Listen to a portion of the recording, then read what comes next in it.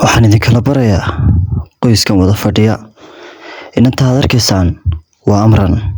oo guri dambayskii xaafadda hooyo Leyla ayaa dhexda u fadhida wiilkaasi waa Barre waa curudka xigeenka xaafadda curudkoodina hadda uu maqan yahay Amran iyo Barre waa laba caruur oo walaal ah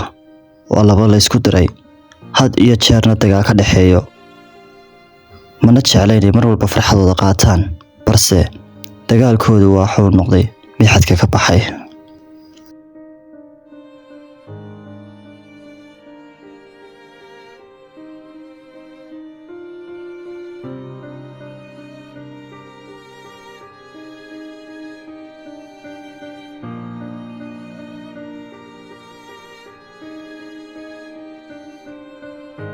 Carafaad waa curudka xaafadda waa wiilka had iyo jeer xaafaddu ku kala socoto waxa uu jecel yahay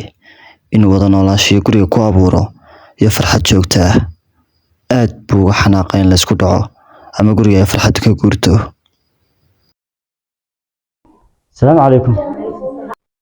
وعليكم السلام ورحمة الله وبركاته. وعاود كلام سنتين بيدين دعي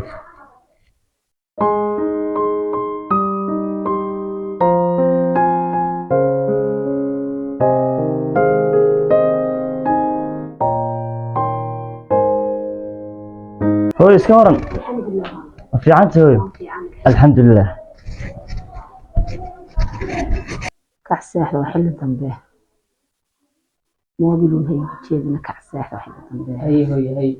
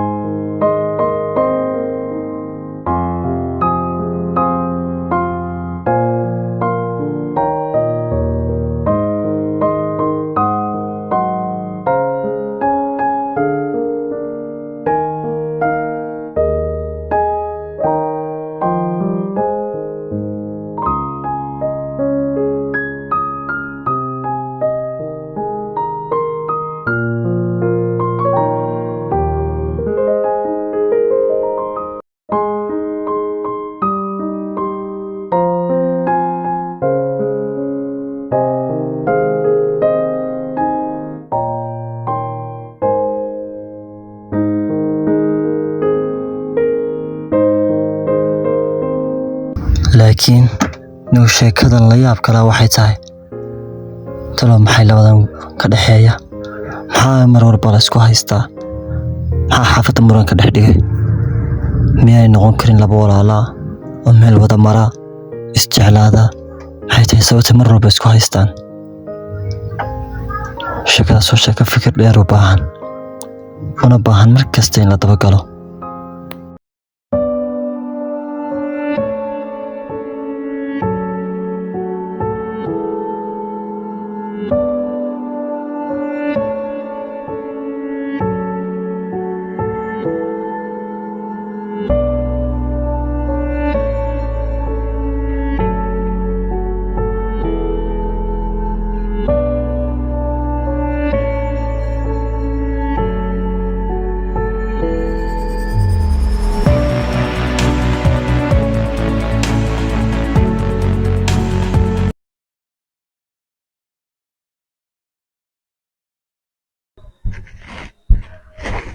والله لا هو صدق ستة ما هو شيء يريد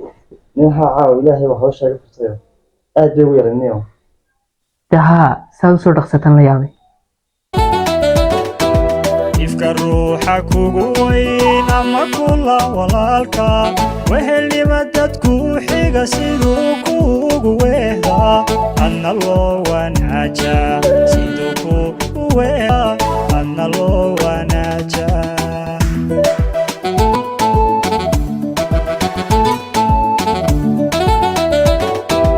wadine caashaq weeraray wacdaraha galgacalka waxay laguma dhaafo siduu ku wakiisha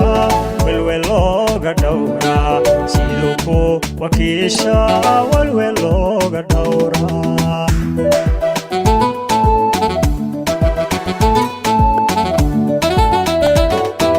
wadine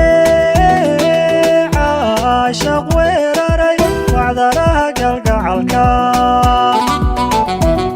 waxay laguma dhaafo siduu ku wakiisha welwel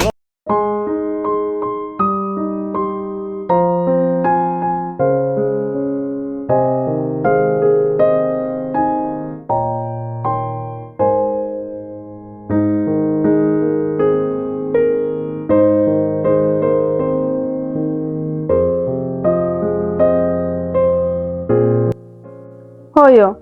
hadda iska saxaana raadiyogan baa ku dhibay iska dakano oo inta wararman kala socda hadda wararkan ka dhageysanaya saniga wararka ka dhageysanaya hooyo hadda waa araskan naso ayo